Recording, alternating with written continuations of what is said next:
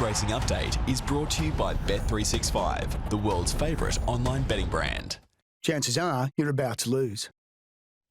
Well, it has arrived. The Spring Carnival officially starts today, and what a card we have at Royal Randwick. We're less than a month out from the Everest, so this is where things really start to heat up. Daily Telegraph journalist Shayne O'Cass joins us from the newsroom. Shayne, big news this week. Rumours Jonathan Munns has kicked Craig Williams, or Giga Kick Craig Williams, off the Everest winner for the remainder of the spring after that ride in the McEwen last week. What's the latest there? Well, they're not rumours anymore, Timmy. Good morning to you and to everybody, because Craig Williams is off Giga Kick, certainly for the Everest and maybe for the rest of the spring. As you mentioned, James McDonald was announced last night as the new rider for Giga Kick in the Everest. In fact, James is out at the moment with a foot injury, but he's brought forward his return to racing so he can ride Giga Kick in the Premier Stakes, which will be the horse's last run. That's 2 weeks out from the Everest, and that will be on Epsom Day. So Craig Williams' ride in the McEwen on Giga Kick could potentially have just cost the jockey $350,000, which is his slice of the winning purse if Giga Kick was able to defend his Everest. So James McDonald in, Craig Williams out. Yeah, hard to argue with James McDonald, but it's a tough one, isn't it? Because Craig Williams has been so good. Not the world's best ride, but we can all have a day off. Yeah, exactly. But it seemed to be that, it was certainly the worst thing for the horse to come back and have that sort of run. It was a bad ride, and Craig admitted it straight away. But it seemed to be that sorry wasn't enough. The camp was very upset with the ride, and so much so that almost immediately you could sense that he wasn't going to be on the horse for the Everest, and that's just the way it's turned out. Absolutely. Well, he's going to have some stiff competition. Sunshine in Paris this week became the 5th contender in the field. Yeah, look, she's been on a rapid rise from day one. She's only had the 6 starts. She started off winning a Canberra maiden, and then she's won 3 more times since, including a Surround Stakes. And of course, last week, the Shirako was always going to be an important guide to some of the chances that were on the periphery of making the Everest. But Sunshine in Paris absolutely blew them away. So, look, she's on the up. We don't really know how she's going to measure up against these really top-class sprinters, the world's best sprinters, but she deserves a place there on that run.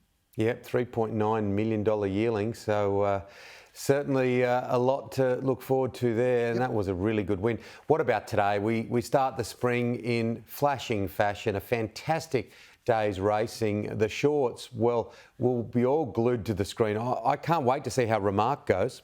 Absolutely. Remark's something of a forgotten horse. I think he's a mercurial type, Timmy. Like on his day, he can do something absolutely fantastic, but then he seems to have these off days where he doesn't really look too much. But look, as I say, if he brought his best to the Everest, if he gets there, apparently there hasn't been a lot of interest in the horse despite him winning an important race last week, the Concorde. But if he got there, you just don't know what he would do. But at this point in time, he's probably struggling to get in. He'd have to pull out a massive one today in a race where, look, there's probably 8 horses, or 7 at least, that are either in the Everest or just on the borderline of making it. So it's probably the most important race we've had after last year's Everest leading into this one. Yeah, well, cast your eye over this race because there's so many chances. There really is. Marzu, who placed in last year's Everest. We have Overpass, of course. Bjorn Baker is hoping that Overpass will get back in to the richest race on turf.